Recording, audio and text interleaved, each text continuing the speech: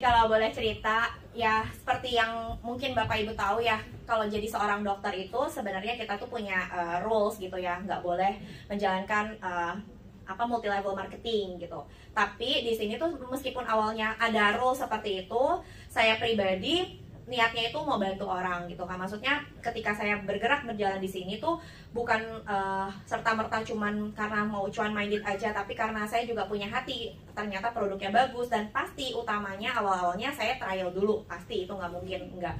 Jadi kalau misalnya ditanya dibilang kenapa 9 orang, saya dari 8 orang, 1 sampai 8 mau dari manapun, baik saudara, teman, orang-orang dari sosial media udah nawarin berkali-kali dan saya selalu tolak. Saya nggak punya waktu. Ya pasti sering banget ya denger ya, saya nggak punya waktu, izin dulu sama suami, nggak minat, dokter nggak bisa, and so on. Sampai akhirnya ke orang ke-9 yang kebetulan kalau saya bilang saya masuk, kenapa? Karena jujur pertama kalinya saya masuk cuman karena kesel di Uber terus. Jadi kalau ada yang pernah punya pengalaman nguberin terus, ya banyak orang yang bilang kayak gue nggak suka nih, takutnya jadi musuh. Tapi ada juga loh ternyata orang yang mungkin seperti saya, karena kita konsisten, kitanya komit, dan kitanya coba terus, someday siapa tahu Tuhan buka jalan gitu lewat orang itu. Jadi it means kayak bukan setiap hari dikejar, tapi bisa aja kayak minggu depannya, 2 minggu depan, atau kayak bisa dibilang kayak di follow up lah gitu.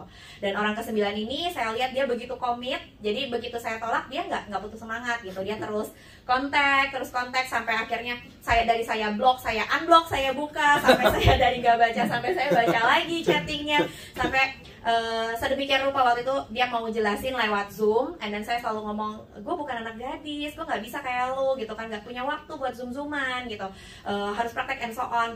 Terus aku sampai bilang ya udah coba dijelasin nanti kapan aku baca. Even dia udah jelasin pun minggu depannya belum tentu aku baca lah, belum aku dengar. Dan dia telepon, dia WhatsAppin lagi, ayo kapan mau dibaca Cici, kapan mau didengerin, kalau ada yang kurang jelas dijelasin. Pokoknya tuh sampai aku bilang ya udah aku sempetin sekarang, aku pakai handset, aku dengerin rekaman dia, aku liatin.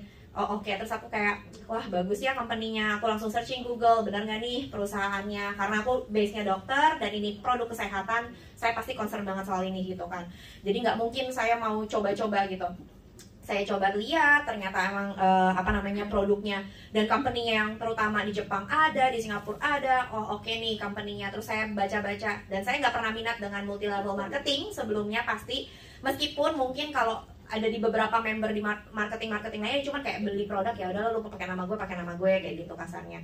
Dan akhirnya di hari itu saya bilang ya udah butuh apa, butuh KTP Ci, terus kayak berapa join